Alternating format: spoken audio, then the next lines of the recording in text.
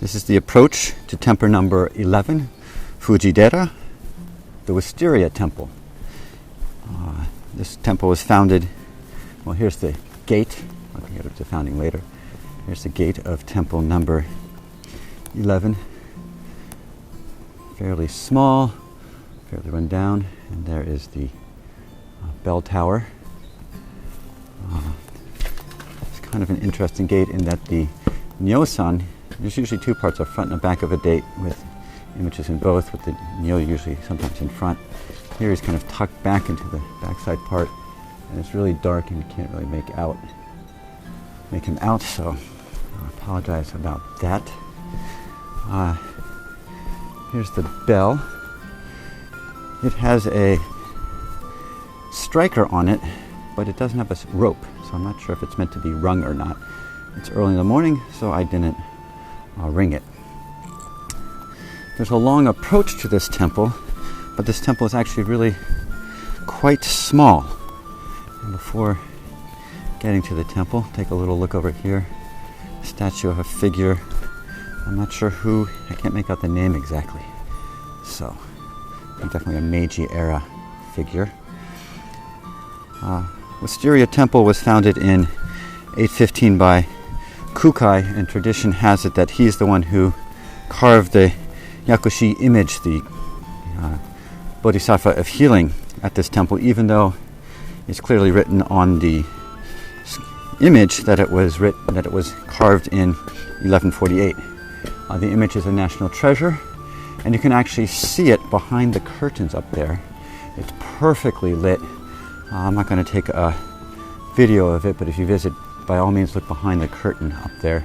Many Honzo are kind of hidden behind boxes, or they're very dark. This is wonderfully illuminated. Here's where you wash your hands.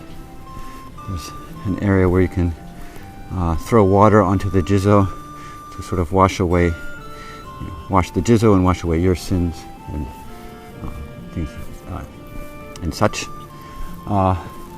Coming up the steps, there is the Daishido. It's kind of a tiny Daishido. My candle's still burning from earlier.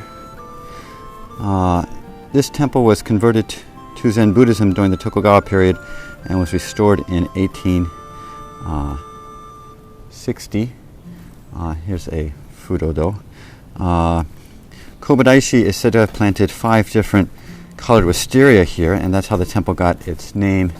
And they bloom in May, so if you're traveling the Henro and happen to be here in May, that's a time to check out all the beautiful wisteria.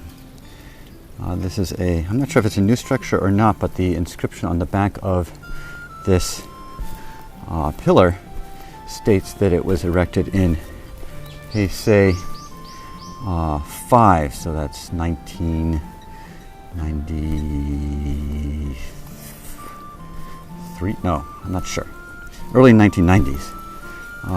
So that's all there is to Wisteria Temple. It's definitely one of the smallest on the pilgrimage route. But this temple is most famous for, as you come to this main building, it's most famous for these stairs over here that take you to Shosanji, the mountain temple, Temple 12, and you need at least 8 hours to get there. So that's where I'm headed off to now. I was in such a rush to get on my way to temple number 12, because it's kind of a renowned, intimidating hike. I almost passed by this interesting aspect of Fujiidera Temple. It has a mini Shikoku Pilgrimage laid out inside of it that you can walk. I'm not going to walk the whole thing right now, but I'm going to walk parts of it to show you what it's like. I'm not sure how long it would take to walk the whole thing. So here is temple number 1, Ryozenji. And then as we head up the trail a little bit, we come to temple. Oh, that was 3. Temple number 2, and then temple number 3. So if you are not interested in walking all 88 temples, you can just come to Fujiidera Temple, Dainichiji, that little mountain temple that we visited the other day, 2 days ago. Temple number 5. So you can just come to Fujiidera and walk around for maybe a half hour to an hour and visit all 88. So there's a quick way to do your pilgrimage. Temple 6, Temple 7.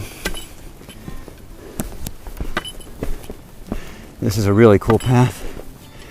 Temple 8.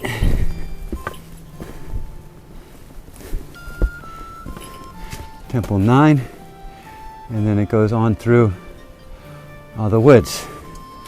But this is the sign for the trail to the next temple where I'm headed. So I'm going to leave this mini pilgrimage here. But if you come and have the time, or you timed it so you got to the temple in the evening and not enough time to get to Temple 12, then by all means walk this little mini pilgrimage.